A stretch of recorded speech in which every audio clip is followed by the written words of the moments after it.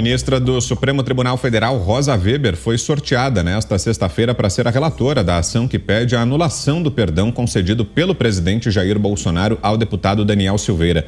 Ele foi condenado pela corte por suposta tentativa de impedir o livre exercício dos poderes e coação no curso do processo. A arguição de descumprimento de preceito fundamental, a chamada ADPF, é da Rede Sustentabilidade. O partido pede que seja concedida liminar com a suspensão do decreto presidencial e posterior análise do caso pelo plenário do Supremo. Outras ações contra o ato do presidente também foram protocoladas e serão examinadas pela ministra. Entre elas, uma do Cidadania, uma do PDT e uma feita pelo senador Renan Calheiros. Randolfo Rodrigues, da Rede, publicou um vídeo no qual tenta justificar a ação.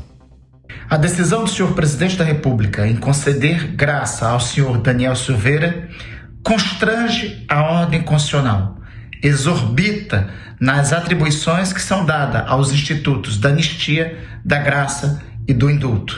Em decorrência disto, eu e o meu partido, a Rede Sustentabilidade, ingressamos nessa manhã com a ação de descumprimento de preceito fundamental no Supremo Tribunal Federal. No passado, em 2019, a ministra Rosa Weber já falou sobre indultos e graças concedidos pelo presidente da República.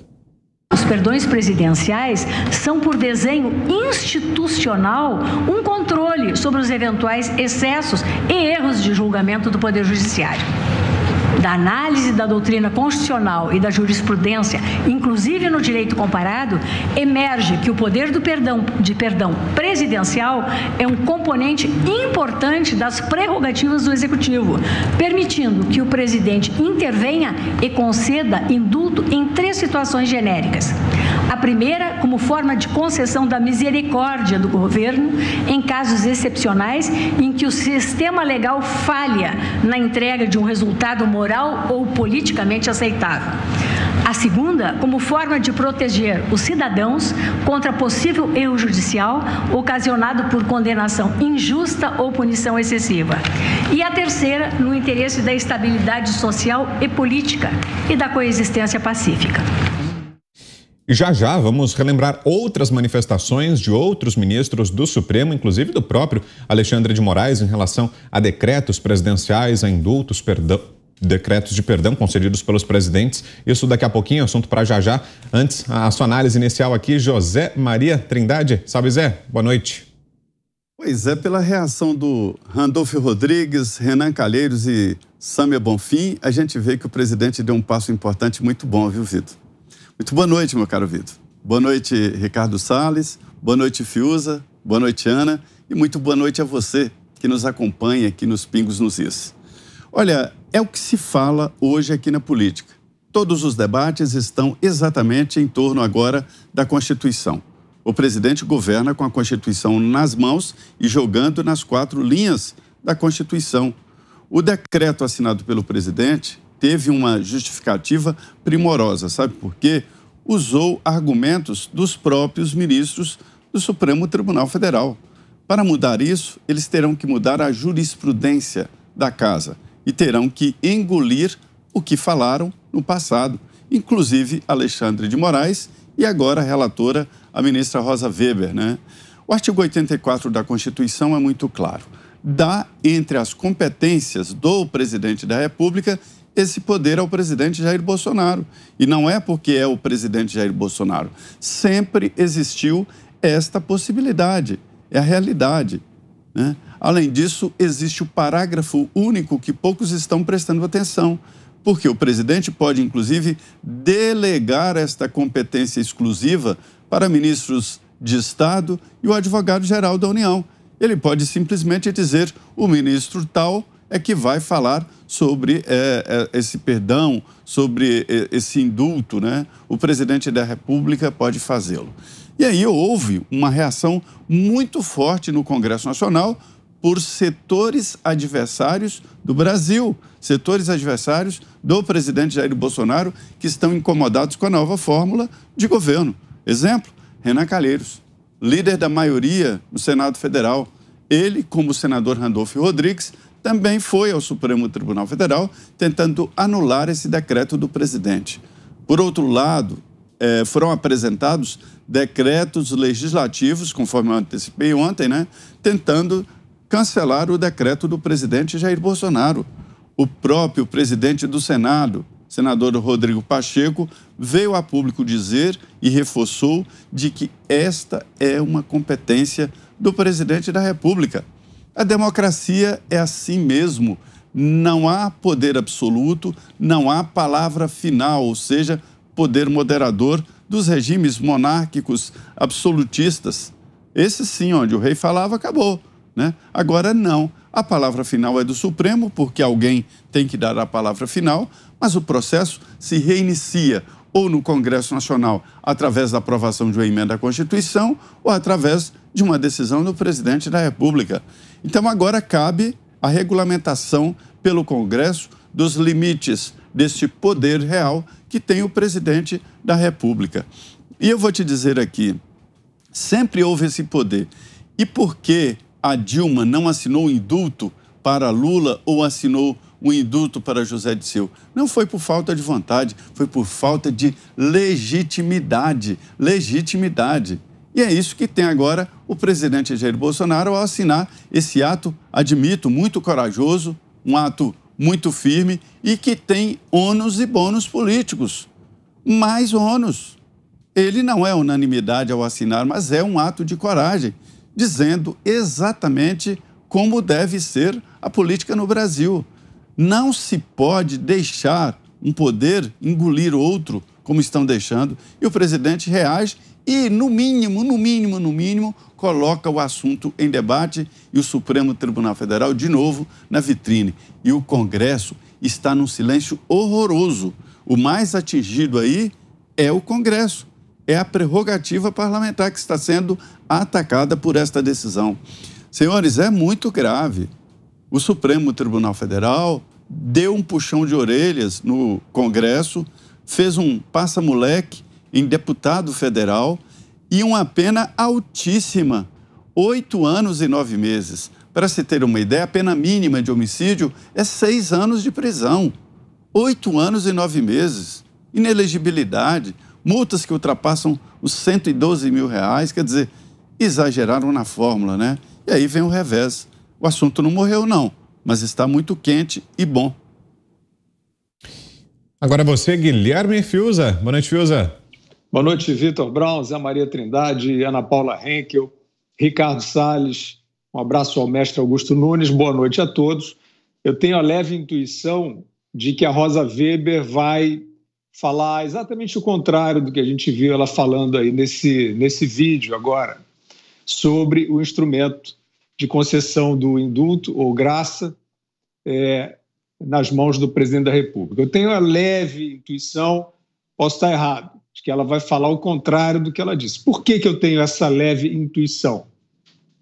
Porque a ministra Rosa Weber é aquela que muito recentemente decidiu, na ausência completa de indícios e materialidade, naquele inquérito, naquela investigação sobre corrupção na compra da vacina Covaxin, que não foi comprada, que não se gastou nada, mas que veio dessa mesma lavra, do Randolph, do Renan.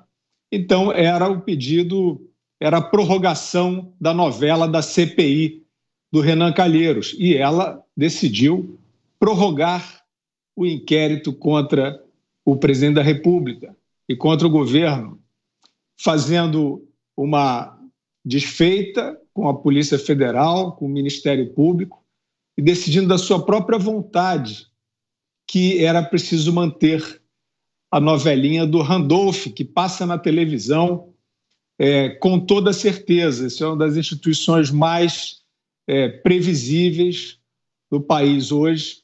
São as pantomimas do Randolph que vão para o horário nobre da televisão, muito bem tratadas. Então, essa mesma ministra Rosa Weber, para prorrogar o cerco político de Renan Calheiros, Randolph e companhia ao presidente da República, aquela ação vergonhosa, né, de transformar uma CPI da Covid, que não investigou o Covidão, que não investigou as barbaridades de governadores e prefeitos suprimindo direitos básicos da população, ela tomou essa decisão. E ela tomou isso com total desinibição. Aqui, evidentemente, nós questionamos, mas vem cá, mas qual é o indício? É uma ministra da máxima corte recebendo o sinal de que não há caminhos, não há indícios, não há material para que explique a prorrogação dessa investigação, mas ela estava com vontade de prorrogar e ela prorrogou. Infelizmente, Vitor, hoje é assim que as coisas acontecem no Supremo Tribunal Federal. O ministro está com vontade de abrir um inquérito, ser vítima, investigador e juiz, ele faz isso. Onde é que está a revisão? Aí nós não vamos cansar a beleza da nossa audiência. Onde é que está a revisão? Estaria no Senado, mas não está, mas não aparece. O Ministério Público se omite, eventualmente endossa. Então é isso. Eu só queria saber, talvez fosse interessante, né, a gente fazer esse levantamento. Quantas dessas representações da rede? A rede está sempre lá. O que é isso? É uma clientela? A rede está sempre na porta da Rosa Weber, do Ricardo Lewandowski, do Luiz Roberto Barroso, e ela é sempre atendida. É uma sintonia, Vitor, é uma harmonia, é quase um caso de amor isso.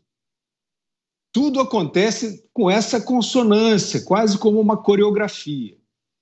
É claro que nós estamos vendo o caminho que isso vai tomar. É claro que nós estamos preocupados com uma Suprema Corte que está agindo politicamente no sentido mais rasteiro do termo.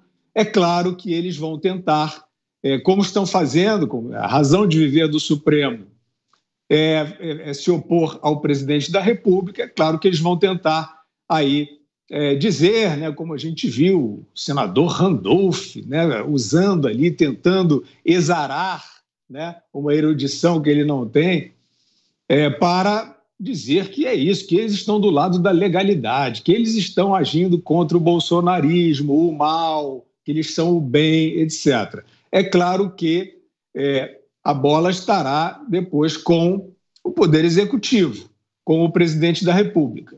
Se, mais uma vez, essa disputa for para um lugar de subjetividade, em que uma invenção, uma vontade do Supremo, né, queira ser colocada de novo sobre o direito e a lei, isso não pode terminar bem. Vamos ouvi-la também, Ana Paula Henkel. Tá, então, Ana, conforme esperado, já estão no Supremo esses recursos contra o decreto do presidente Bolsonaro. Ana, boa tarde. Boa tarde, Vitor. Boa tarde, Zé, Fiuza, Ricardo Salles. Boa noite à nossa audiência maravilhosa. Um beijo ao nosso querido mestre Augusto Nunes. E fica a pergunta, né? Já pensou se o STF tivesse essa mesma celeridade, né? Essa mesma agilidade em relação aos processos da Lava Jato, aos processos de políticos corruptos? Renan Calheiros teve, num determinado momento aqui na minha pastinha, eu cheguei a contar 21 processos. E essa celeridade simplesmente não existe para esses corruptos. E nós temos visto aí uma Suprema Corte, né, agora com a Rosa Weber. O Fiuza disse que ele tem uma leve intuição, né, de que eles vão mudar o que eles já disseram, até em outros julgamentos em plenário, vão mudar a jurisprudência. Eu vou além, Fiuza. Eu não tenho intuição, não. Eu acho que eu tenho certeza aí de que eles vão mudar absolutamente tudo, porque eles não respeitam a Constituição, eles não respeitam a jurisprudência da própria Corte, eles não respeitam votos antigos, eles não respeitam a decisão de outras cortes inferiores, como, por exemplo, no processo do Lula, né, praticamente aí, em 3 instâncias, vários juízes chegaram à condenação muito sólida, né, pilares sólidos ali na condenação do Lula, e eles resolveram simplesmente ignorar tudo. Então, fica o questionamento se o Senado vai continuar, até quando o nosso Senado vai continuar um Senado covarde, um Senado que vê isso tudo, essas inconstitucionalidades, esses abusos de autoridade, essas mudanças aí a bel prazer, né, das vontades, dos desejos ativistas de cada ministro. São 11 constituições ali, mais a Constituição da primeira turma, mais a Constituição da segunda turma. Nós não sabemos o que eles vão aplicar, se eles vão respeitar a Constituição ou se eles vão tirar as ideias ativistas, a própria militância, já que se tornou uma corte, obviamente, política, né? Nos últimos anos, as máscaras aí de todos esses ministros caíram. Então fica a pergunta também se o Senado ele vai continuar dessa maneira, não colocando em prática a ferramenta que nós temos constitucional, né, de trazer para o plenário o impeachment de algum ministro. Muita gente fala, perdão, mas não vai dar nada, não vai passar o impeachment. Tudo bem, é a mesma coisa que falar, não, mas o presidente Bolsonaro indicou 2 ministros para a corte, ainda são 9 contra 2, agora, né, foi exatamente, a contagem foi 10 contra 1, mas não tem problema, pelo menos uma voz diferente, uma voz dissidente, uma voz antagônica àquele monólogo ali, né, os votos, né, nós vimos na história aí das sessões do plenário ao vivo, Vitor, aqueles votos longos, 1h30, 2, e na sessão agora do deputado Daniel Silveira, simplesmente copiar e colar, voto com Alexandre de Moraes, voto com Alexandre de Moraes.